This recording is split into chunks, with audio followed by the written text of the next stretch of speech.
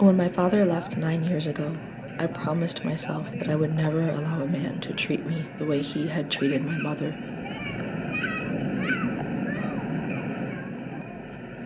I saw the life leaving her body in the circles under her eyes and the sharp bones threatening to pierce thin skin, and I knew it was a darkness I would never be able to escape.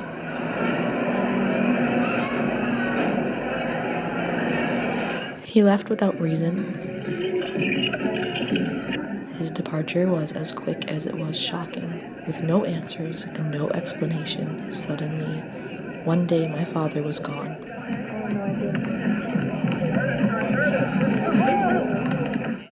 It was my little brother's 12th birthday. I guess he had forgotten. And my mother seemed stoic. Still, I cried. I raced to my room, threw myself onto the bed, and wept for her and the unfairness of it all. When she finally came to console me, she assured me calmly that it was okay. Right now I'm so hungry for hot dogs and potato chips. She insisted I not grieve for her broken heart.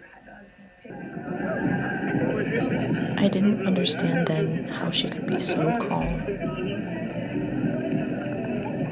Though now I realize that his leaving was not a surprise to her, but rather an inescapable conclusion. My poor mother spent 17 years of her life with the broken and empty shell of a wicked man. Yet she never complained. As days turned into weeks, my mother's stone face began to crumble. Hi, Andy. And her dry eyes grew reddened and wet as the floodgates of her heart burst open. She confided to me every cruelty he'd acted upon her in a poignant story of abuse and infidelity. As I listened patiently and held my crying mother, her stories began to grow into more than past hardships. I loved my mother, and even in my rebellious adolescent years, I just wanted to be like her. But as I listened for hours and hours to her explain her tremendous suffering, it felt as if a secret seed had been planted into my own heart, a seed that would one day grow into my own inevitable grief.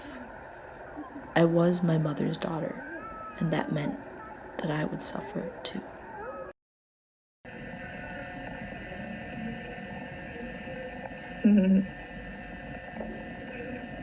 I could no longer trust anyone to care about me and preferred to be alone. Kindness felt deceitful, and I assumed that everyone had the same ulterior motives my father did.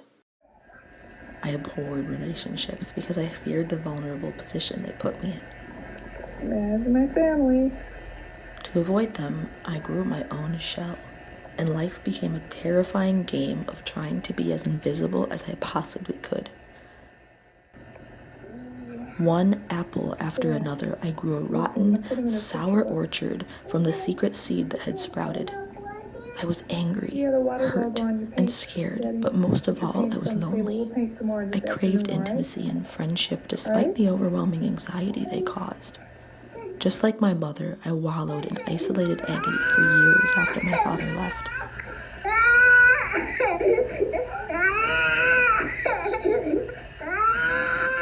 Both of us became miserable, lifeless women who desperately sought to fill the deep hole his abandonment had created. A consistent diet of poisonous apples had kept much more than the doctors from visiting. We were both utterly alone. I hate to admit that I blamed her. I despised the covert curse she'd cast upon me. Hey, Dominique. She'd somehow birthed me into this scary, cold world, unequipped with the necessities of happiness. Beauty, money, Hey, Dominique. charisma. I didn't know what the missing piece was, but I searched wholeheartedly for the magic that would finally make me good enough to break the curse. I never found Dominique's it. being funny for the camera. And today, I still find myself looking into my mother's eyes as if they are the crystal ball into my own future. She is the most beautiful, kind, and selfless woman I've ever met, but she is so lonely. To me, those facts have never added up. That's a tape.